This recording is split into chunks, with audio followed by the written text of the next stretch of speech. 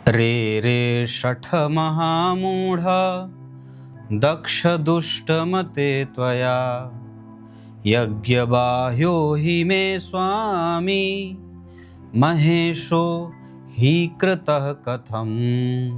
प्रिय दर्शकों नमस्कार, एक बार फिर से उपस्थित हूँ आप सबके सामने महत्वपूर्ण ज्योतिषीय कार्यक्रम में। आज आपसे जिस विषय पर चर्चा करने वाला हूँ, ये विषय धन कमाना, ऋण में जाना, देनदारियों का दबाव और चाहे कितना भी धन कमा लेना और फिर भी बचत न कर पाना। इस पर ही जो व्यवहारिक है, ये प्रश्न बड़ा सीधा है, सरल है। वैज्ञानिक धरातल पर देखेंगे तो इसके कई सारे कारण हो सकते हैं। महंगाई हो सकती है, जीने का तरीका हो सकता है, सभ्यता का प्रभाव हो सकता है। पर अगर मैं ज्योतिष के दृष्टिकोण से इस प्रश्न का उत्तर देना चाहूँ तो मुझे किन विषयों का ध्यान रखना होगा, आपको अपनी कुंडली में किस बात का ध्यान रखना होगा, कौन कौन से भावों का विशेष अध्ययन करना होगा, इस विषय पर ही आज का कार्यक्रम केंद्रित होगा, जो बड़ा समीचीन है और बेहतर भी है। शुरू करते हैं आज का कार्यक्रम। कहीं नहीं जाना है, बिल्कुल बन के रहिएगा। कार्यक्रम के आरंभ में मैंने जो श्लोक पढ़ा है वो शिव पुराण का है, जिसका अर्थ कार्यक्रम के अंतिम हिस्से में बताऊंगा। लाइव होता हूं मैं शनिवार को रात्रि 8:15 पे। पर फिलहाल सबसे पहले बात करेंगे, बहुत छोटा कार्यक्रम होगा लेकिन गुम्फित स्वर में कहूंगा।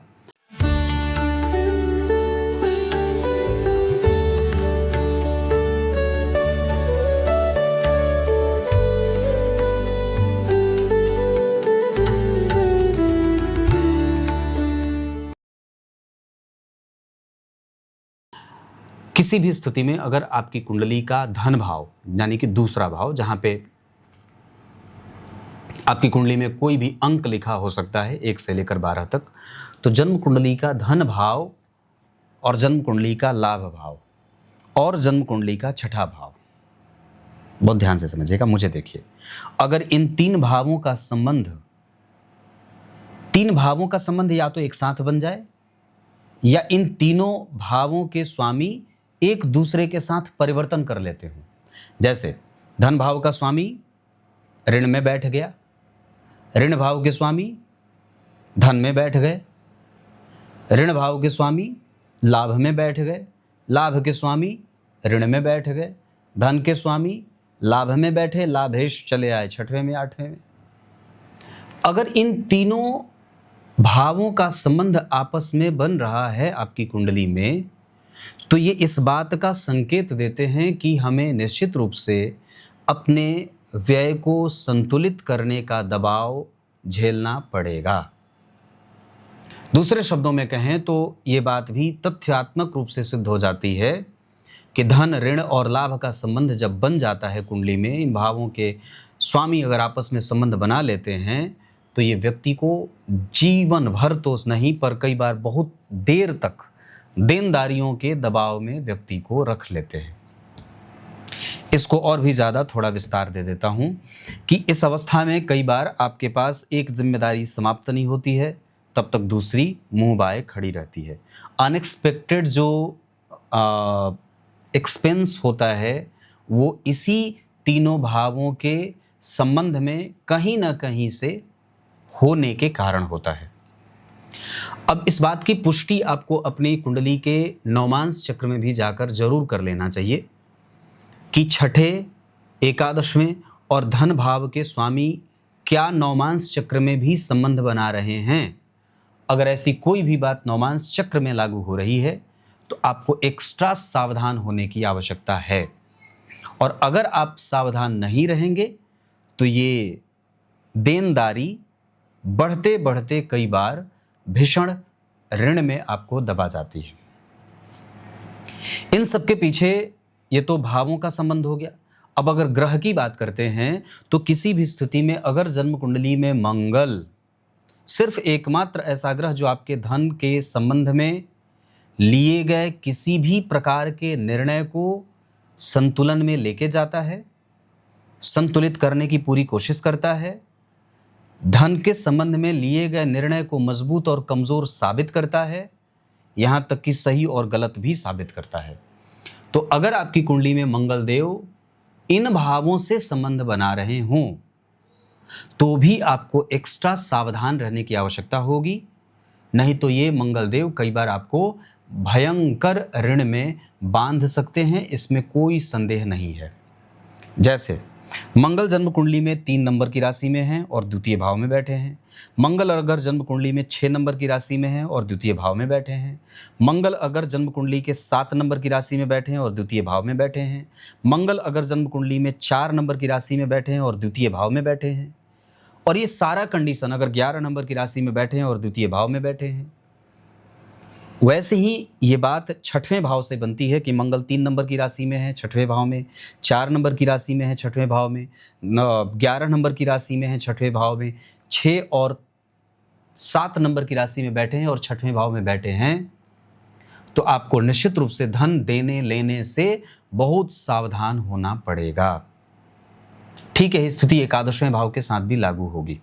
एक स्थिति और लागू होगी, जन्म कुंडली के 10वें भाव में अगर मंगल अकेले बैठे हैं तो कई बार आपके कारोबार को वो उस स्थिति में जाने से बचा लेते हैं, रोक देते हैं या परेशान कर देते हैं कि जहां आप अपने कारोबार को लेकर जीवन में कभी भी या बहुत अधिक बार निश्चिंत नहीं हो पाते हैं।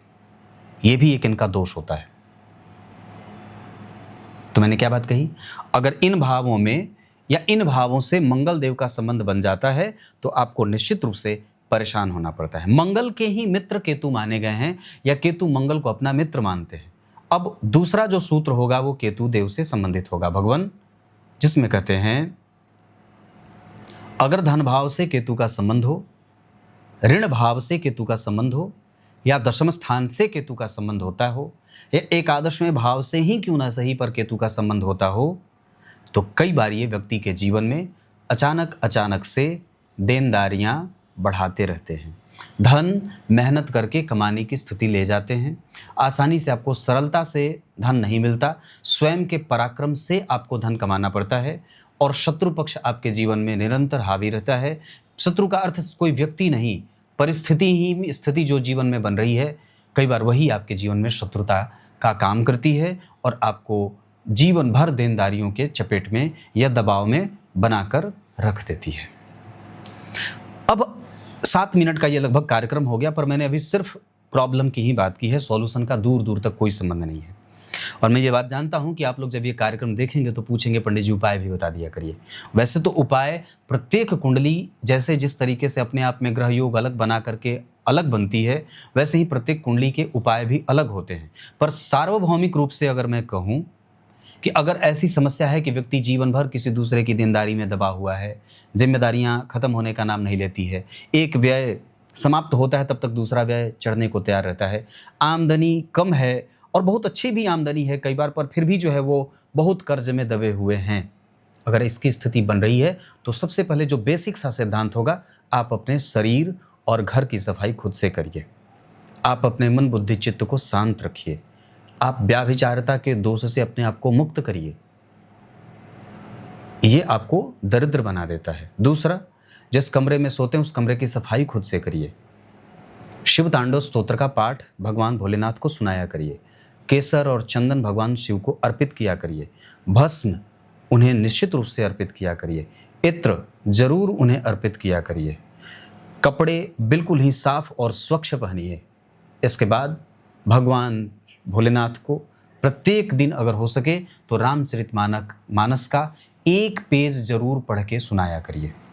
ये सारे उपाय आपको निश्चित रूप से अगले ही दिन से काम करने लग जाते हैं। जिस जगह पे आप काम करने जाते हैं उस आसन को सिद्ध करने की कोशिश करिए। वहाँ पे बिल्कुल ही किसी भी तरीके से कोई ऐसी गड़बड़ी ना करें। वहाँ की साफ सफाई का विशेष और निश्चित रूप से बहुत ध्यान देने की आवश्यकता है। इसके साथ साथ आसपास के किसी मंदिर को धोने का काम करें।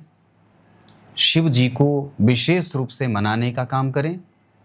उनके प्रति आस्था मजबूत रखें और जितना ज़्यादा हो सके अपने मन बुद्धि चित्त को पवित्र रखें। ब्रह्मचर्य का पालन करें।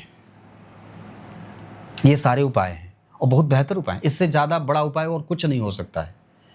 कुंडली में ग्रहों को साधने में आपके जीवन का एक एक तिल नष्ट होता जाएगा जब तक आप अपने पद्धति को आर्ष परंपरा के आधार पर नहीं जिएंगे, वैदिक परंपरा का अनुपालन नहीं करेंगे, आप जीवन भर यूं पढ़ते और बाँचते जांचते रह जाएंगे, समाप्त हो जाएंगे, नष्ट होते जाएंगे। ये सब पद्धति है, ये अलग से कुछ भी उपाय नहीं है, ये भगवान को मनाने का तरीका है। अलग से आप जो कुछ कर रहे हैं बिल्कुल करिए, पर इतना तो जरूर करिए। क्लियर है? तो ये मैंने बात कही कि व्यक्ति अगर मजबूती से ऋण में दबा हुआ है, कर्ज में है, देनदारियों का बोझ है, आर्थिक पक्ष परेशान है, सुदृढ़ स्थिति को प्राप्त नहीं कर पा रहा है, तो इतना सब जरूर करना चाहिए। अब आइए कार्यक्रम के आरंभ में मैंने जो श्लोक पढ़ा था उसका अर्थ देता हूँ। भगवान वेदव्यास लिखते हैं, जब दक्ष प्रजापति ने भोलेनाथ को किसी भी प्रकार के यज्ञ से उनके हिस्से का नष्ट कर देना ऐसा शाप दिया, तब उनके गणेश्वरों ने, उनके गणों ने दक्ष प्रजापति के प्रति महान रोष प्रकट किया और उन्हें भी उन्होंने शाप दिया। आगे की बात कल बताऊंगा। तब तक के लिए बहुत बहुत नमस्कार।